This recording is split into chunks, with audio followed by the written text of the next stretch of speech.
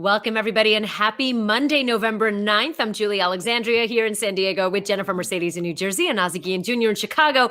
Guys, I don't know about you, but it is Monday, Monday in November, and it feels like a whole new world. What do you think? A whole new world. Yes, it does. It's been an amazing past couple of days, to say the least, for sure. It's like an off season when they trade a big name player, so the potential's there. We have to see how the season plays out, but you could definitely see the feeling again. People wanted something new. That's what they want. People voted, people did their things, but I think that it's again a refresher. I think coming out of this, even for Major League Baseball, we're going to see a lot of everyone wants something new and improved. So it's going to be interesting 2021.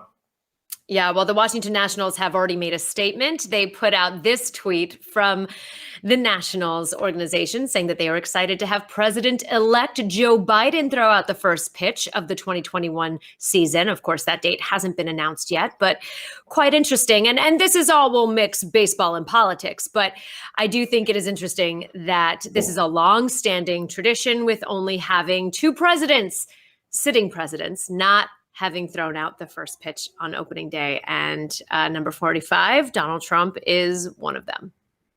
Yeah. Congratulations to President-elect Joe Biden, who'll be throwing out that first pitch. I hope he does better than Dr. Fauci. Start practicing now, I would say. Start practicing right about now. As much as people don't want to mix politics and sports, 2020 has been all about that, right? It's been about mixing and commentary. And I saw a couple of Dodger fans and Laker fans saying, you know what, hey guys, you're welcome back into the White House. So it is what it is. And I think moving forward, people are going to have to deal with that and accept it, that sports and politics and entertainment, they all mix in together, and it's part of life. Well, it's Major League Baseball too. Let's not look the other way. Major League Baseball and politics are hand in hand together. They get away with doing a lot of things that they do because of the friends that they have in the White House, the friends that they have in Congress. But I think this is a standing tradition for the United States. It's something that it's part of our culture, that it's a big deal. I want to see, though, I don't know his baseball background for Mr. Biden because I don't know what team he's a fan of. One of the only things that I always admired about Barack Obama was that even though he was the president of the United States, okay, which means you represent everyone, he still rocked his White Sox, jacket when he threw out his first pitch. To me, that was like, wow, like this guy's a real fan, and I respect that because, again, before you are the president of the United States, you do have a private life. So I thought that he was like, you know what, I'm not here to get votes, I'm here to represent myself as a fan, which I thought was cool. So if Joe Biden does have a favorite team that he's always been a diehard, I hope that he represents them in some type of way, but he is going to represent everyone, and people need to understand this. Whatever side that you sit on, I've always been a believer of whoever is the president, if you like him or not like him, he is the president of the United States, and you cannot be rooting against him. He is driving the plane. So I hope that him coming back into Major League Baseball, him throwing out the first pitch, it's America's pastime. No matter how much we argue or we have different teams that we decide to root for, we all love the game, and I hope this is a time that everyone can come by and say, you know what? Let's all try to. We're rooting for America, right? At the end of the day, we're all on the same team. I am. It's like when you're a fan of a baseball team. Sometimes you're not going to get the manager that you want. Okay, you're always going to think there was a better pick or the general manager you want. It doesn't mean that you go and root against your team and hope that they have horrendous season the next 3 years because you think something better is going to come. I don't come from that school. I think that you root and hope for the best and hope that. If that wasn't your choice, I hope that he surrounds himself with people that can help him get there to win. In his case, would be make the country better. Baseball would be a World Series. So that's what I really believe. I really believe that if you don't get the choice, like with the Mets, we would have loved to see J-Lo and A-Rod been the owners, but somebody else got it who has a lot of money and is going to do a lot of good. We're hoping that he kind of brings some people around him that bring that J-Lo, A-Rod, all the positives that we thought about that. So it's a great balance, and I think it's a good opportunity and something great for baseball. Absolutely. And speaking of managers and getting the manager you want, or quite possibly not the manager you want, Alex Cora making headlines. He is back in Boston with the reins at the helm as their new and kind of old, skipper. The news broke over the weekend. Congratulations to Alex Cora, the Boston Red Sox, extending him a 2-year contract with an option for 2 more, to be juxtaposed to AJ Hinch's contract with the Detroit Tigers. They offered him a 3-year contract. So now we see a second life for both Alex Cora and AJ Hinch, having survived the Astros cheating scandal. Was this ever a question in your mind, Jen, whether they would go with someone else or whether they would stick with Alex? Yeah, I mean, it was a question in my mind just because 2020 is 2020, right? And we don't know what to expect from owners and ownership. But I think as the time wound down, it was looking more and more positive for Alex Cora. And we've talked about it here from the beginning, right? If AJ Hinch was going to get a shot, then most definitely Alex Cora deserved that, because they're on an even playing field, even though I feel like, and we've discussed this as well, AJ Hinch was the manager, was the guy in charge of the Houston Astros. At the end of the day, everything should have fell on his back and his shoulders, not as much as any of the other guys who were implicated, just because of who he was in his role. But seeing Alex Cora back with Boston, I'm happy for him. A lot of the players are happy that he is back. So that speaks a lot to that, that player-manager relationship that we've talked about and how important that is. And the guys there, they love him. Ozzy, happy to see this move? Absolutely. Alex's family, actually he looks really skinny. That was a picture when he played, because it's a little bit chubbier than that now. I'm happy that he gets signed back, because from a baseball perspective, regardless of what you think, it makes Alex the automatic boss again, meaning in the eyes of all the players and the media, you're not going to get the question, Alex, are you coming back next year? There's nothing worse being a manager than everyone thinks you're a sitting duck. Things that and that's when things get weird in the clubhouse and weird in the front office.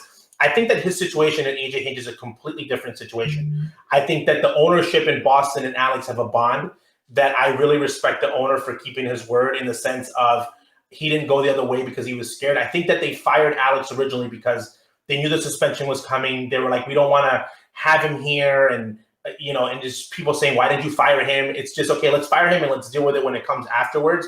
And I think the timing was perfect. And now that, the Red Sox are not in a win right now situation. They lost Mookie.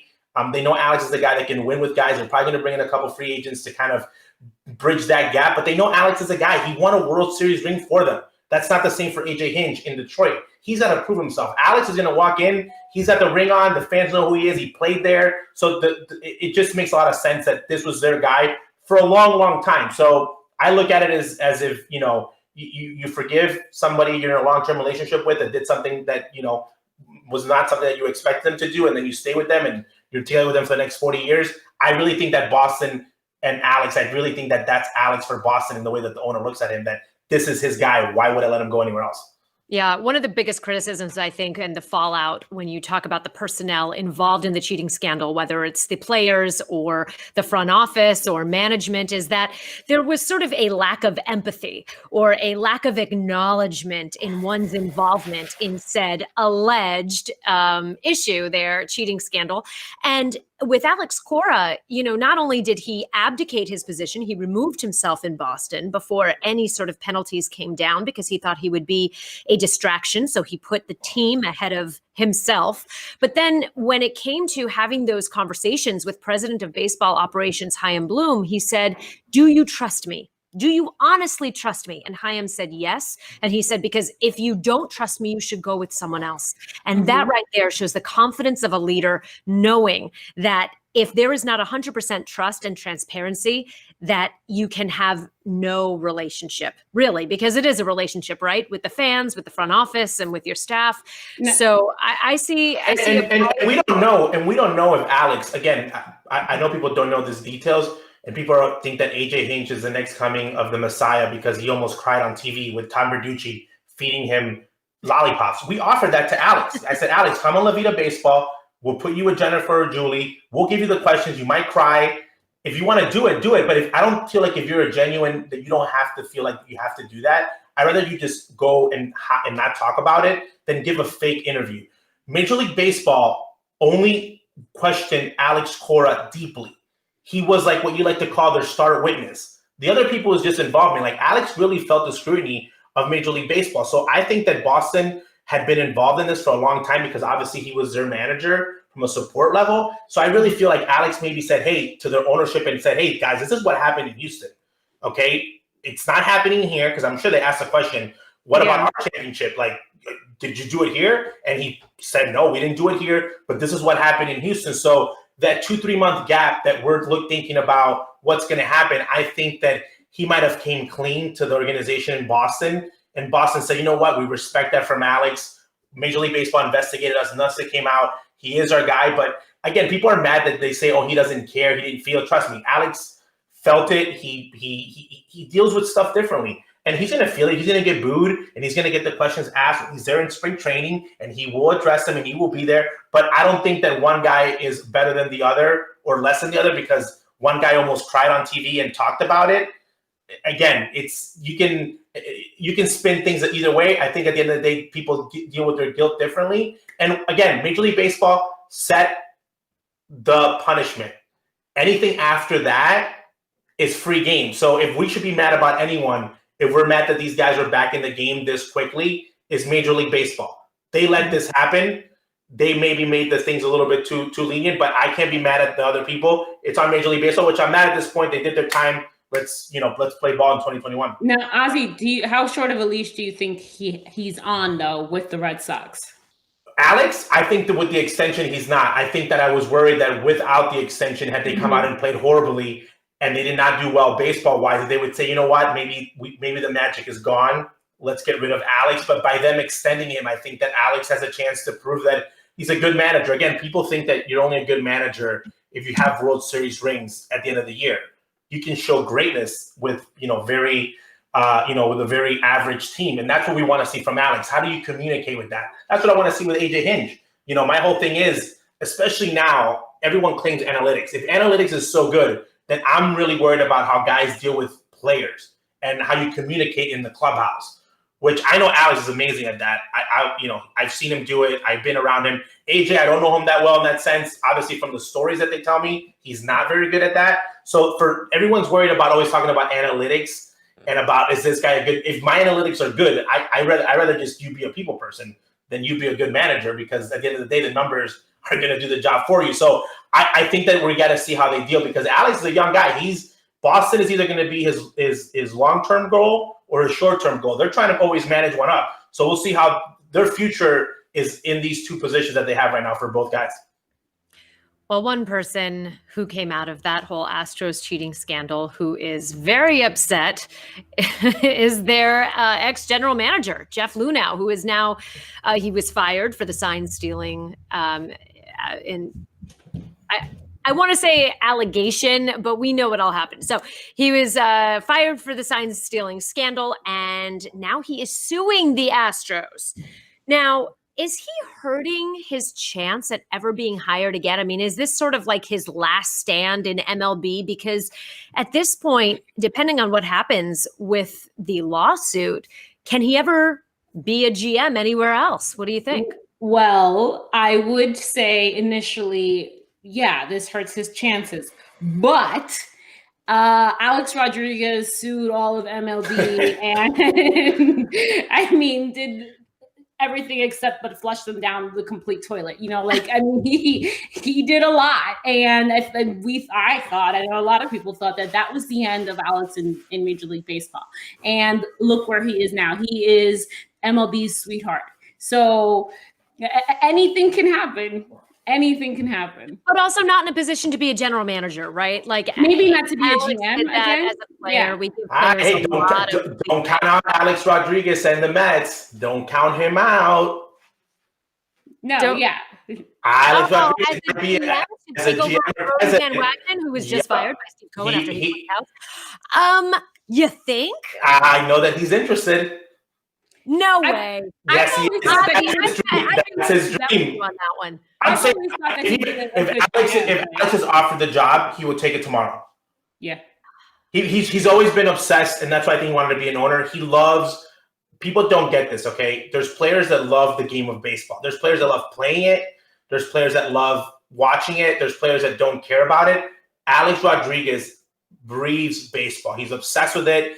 He wants to build a winner. he wants to be that guy. He wants to be the guy that played, led. He's always been that person. Even when he was a player, players would get annoyed at him because he wanted to play everyone else's position. He wanted to be the manager. He wanted to be the GM.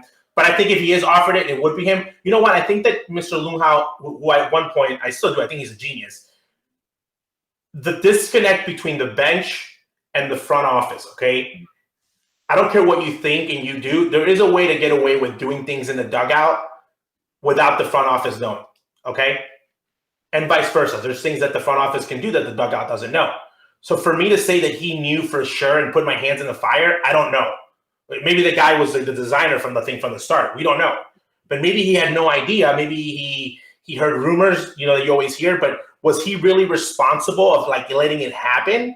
I don't think that he was the guy, unless he was, after all this, he is the guy that's, you know, the mastermind after it, which I don't think he is. But I think that him getting fired, they're sending a sign. We have to remember this, though.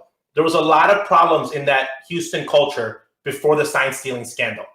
There was the reporter getting berated, people getting fired. There was a lot of rumors of really nasty things happening in the Houston organization. I think that owners might start taking more into consideration. I think he's doubling down, saying, if you're going to hire me, you're going to hire me if I'm having a lawsuit or not. I already have so much baggage that if this is going to happen, it's going to happen regardless of what I am doing. Okay, I'm going all in. And if I'm not, I'm at least going to get paid by, you know, the Houston Astros. You got to remember this. He is not your typical general manager. This is a guy that succeeded in business at, you know, outside of baseball, you know, McKinsey consultant, came into baseball, rebuilt his career. Like he can get a job somewhere. But I think as a general manager, I think that he wants to prove something. Again, by him suing somebody, if he knows he's not going to be that, he can be a consultant for a team, not be the face of it. So I think that he's just suing also because he's bitter. He's mad. He's like, I brought you a championship. I am the mastermind. I am Astros ball creator, and you're going to throw me under the bus? Like, I'm the guy that you're going to blame for this? So I feel like that's why he might be a little bit upset. He's a little bitter. Yeah, and I agree, Ozzy, as far as the environment that we heard about within the Astros administration was not good. You know, from top to bottom, we heard a lot of rumors, and where there's smoke, there's fire. So I do believe that there's a certain level of accountability that needs to happen, and I think he does need to, if he wants any type of position in baseball, I think he needs to hold himself accountable for all of those things, not just what happened with the cheating scandal, but everything beyond that. Because if we heard those rumors while he was still in the position of making decisions, then he knew, you know, or he at least had heard not about the cheating scandal, but about everything else that went on in that front office. Jennifer, real quick on that. I always say this, when you're a manager or a general manager or someone of power, even in your family, if you hear rumors about your kid, about your team, you don't just look the other way and ignore it. You explore it. You say, what's going on? So I feel like in the position that he was in, I think people are like, did he know and ignored it? Okay. Or was he a part of it? And that's something that, you know, when there's certain positions in everything, you know, that we're responsible for. When you're the boss for the good and you're the boss for the bad. You're responsible for maybe somebody else's mistake, but you're still the face of it, and it happened under your watch. Just like you can claim a good trade or you're going to get blamed for a bad trade. This is just like that. So I think that under him, there was a lot of rumors and a lot of people are questioning more of his character. Did he look the other way? Did he let it get this bad that he lost not only the front office but the baseball team? Okay, because again, if you're a general manager that has control and that you are the boss, your team's not going to try to fit. Like, they might try it one or two times, but to do it the whole season, that's like breaking curfew the rest of your like high school life. Like, you do not care about what your parents have to say. So I think that's where owners are like, how much power did he lose in that clubhouse and in that organization? Yeah. Armando Herman brings up a really good point. Will Carlos Beltran get a look? Throwing it back to the Mets and Steve Cohen and the GM openings that are out there and available. Do you think that Carlos Beltran might get a second look there? I don't know if it'll happen with the Mets this season, just because I think, you know, you want to give Luis Rojas a shot. I think you want to give him a chance. And it also just depends on if there are other positions, like where they are. Because remember, he wanted New York. He wanted New York for several reasons. He didn't want to leave. He didn't want to have to uproot his family. I feel like that New York is home for him. So there was a lot riding on that position in New York City, in Queens. Should he get another shot anywhere else? Yes, he should. I don't think the Mets, because I think that they let him go without doing their due diligence. They just let him go. I think they have you have new ownership, though. You have new ownership. But I think that I don't want to get Luis fired to bring in. No, exactly. Yeah, Carlos going in that staff, everyone knowing that he was the guy for the job, I think is detrimental to the clubhouse. I think for Carlos, is if anybody, the Chicago White Sox, give him a shot as a bench coach. Again, he's a guy that I always argue when people say, okay, give me your persona. Don't give me a race. Don't give me a color. Give me your persona. Okay, we want someone that's hasn't been removed from the game for a very long time. Okay. And we want somebody that's, analytical and like understands numbers, and that's completely okay. So he starts checking off all the boxes. He's bilingual. He just, he'll walk into any clubhouse, even with the cheating, and people will say that's Carlos Beltran. The way that he carries himself, I think it's going to bring a positive vibe to a clubhouse. So I think he's a great fit for the Chicago White Sox. I think he's a great fit for the job in Detroit, believe it or not. Okay. I think he'll bring a lot of, balance to that. I think he'll be a great bench coach anywhere. Again, him working with AJ Hinch. I just think I don't know the relationship. Again, if the relationship was okay, I feel like he would be an asset to any growing team that's trying to build something, because I think that but that would be too much drama. It would be too much drama. I don't know the relationship. I think, again, I have him on my short list of my top 3 guys for the Chicago White Sox job.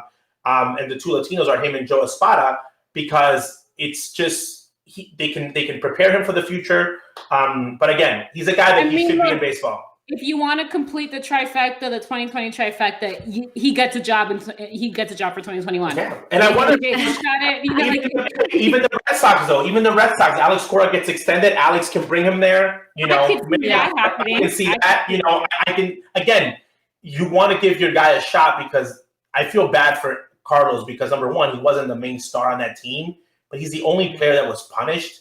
He did so good in baseball, like for so many years, that to keep him out, I really think that he can bring a lot of, if he wants to be back in the game, I think that he should be given a shot to prove to everyone that, he is still the guy that we all thought that he could be at one point.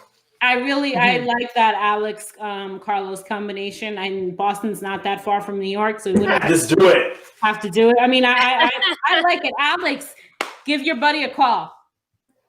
Hit your boy up. All right.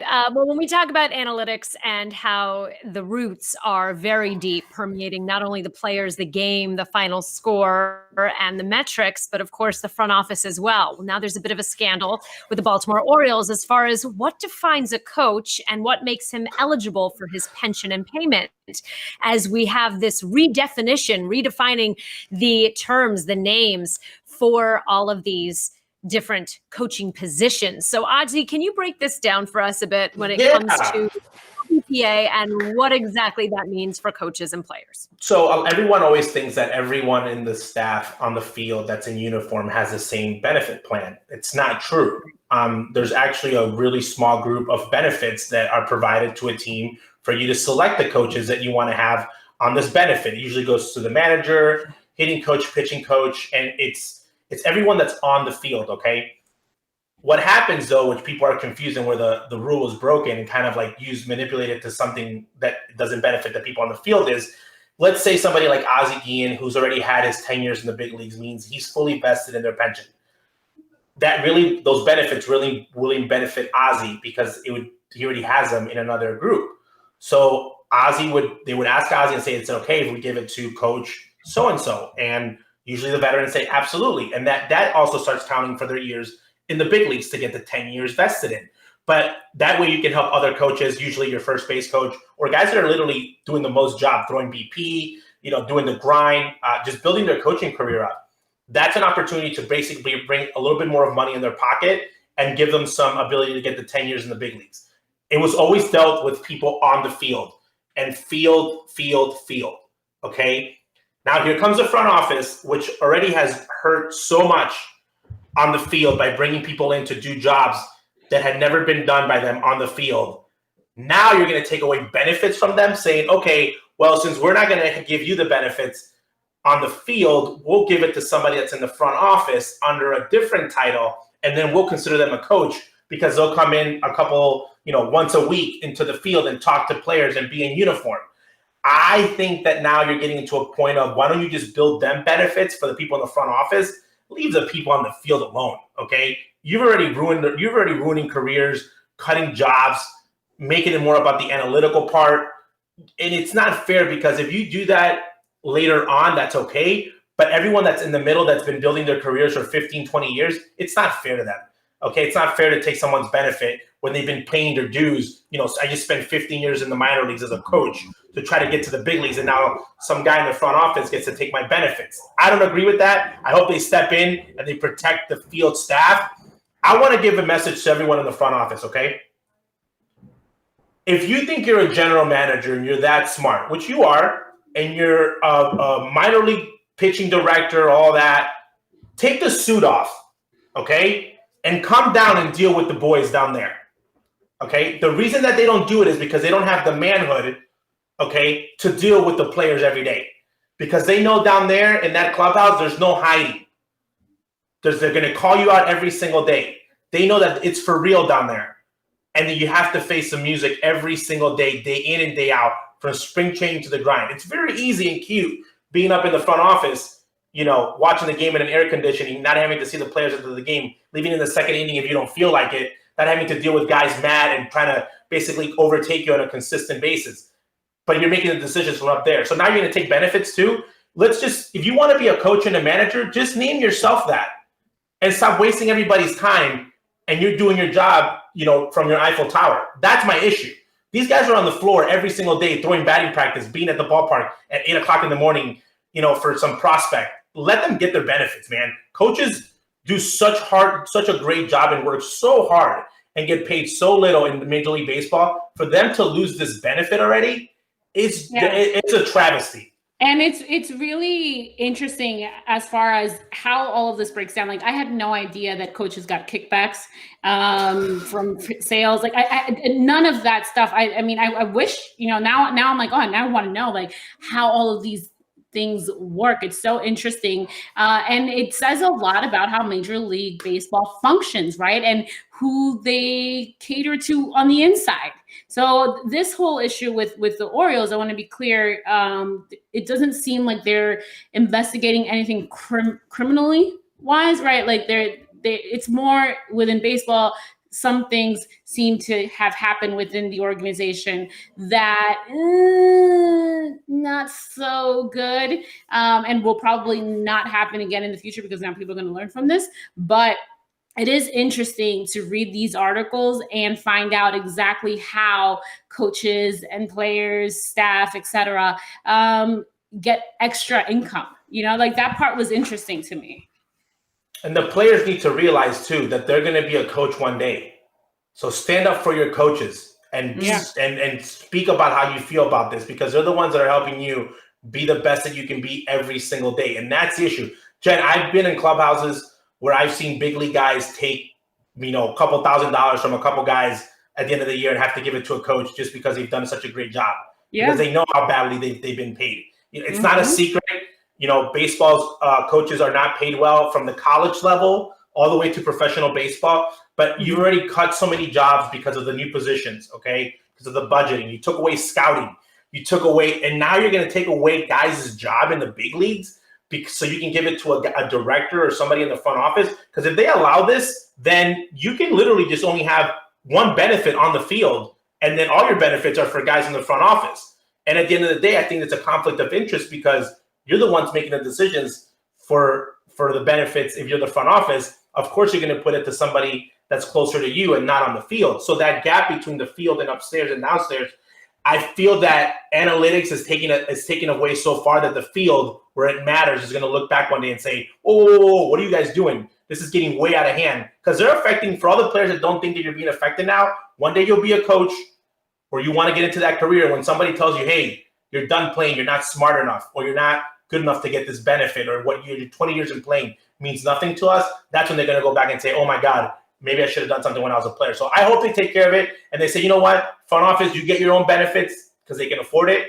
make them really awesome for, recruiting packages, but leave the people on the field. Add more packages on the field. Give those guys more money because they definitely, it's 162 games. Yeah. No, absolutely. And so many times coaches do so much more than what you see on the field, whether it be mound visits or calls to the bullpen. I mean, these guys are father figures. They are big brothers. They are therapists. They are friends, and they are truly leaders and someone that these younger players can lean on, and any player really. And if you are going to redefine a role and say, well, this guy can have this job, even though he's never thrown a pitch or caught a fly ball or anything on a field in a major league situation, even a minor league situation, and yet he has an Ivy League degree, so that makes him eligible for said title, then we have to have more definitive lines drawn as far as what the titles are and what benefits you are entitled to, given your experience and your hiring practice. All right, well, that's going to do it for us and this edition of Vida Baseball Live. Hit us up. Let us know what you guys think on Twitter, on Facebook, on Instagram. We are all ears. We want to hear what you have to say. Give us your opinion on these topics and so much more. Anything that's on your mind, we want to hear about it. And we will be back later in the week with more. Stay tuned. Bye, everyone.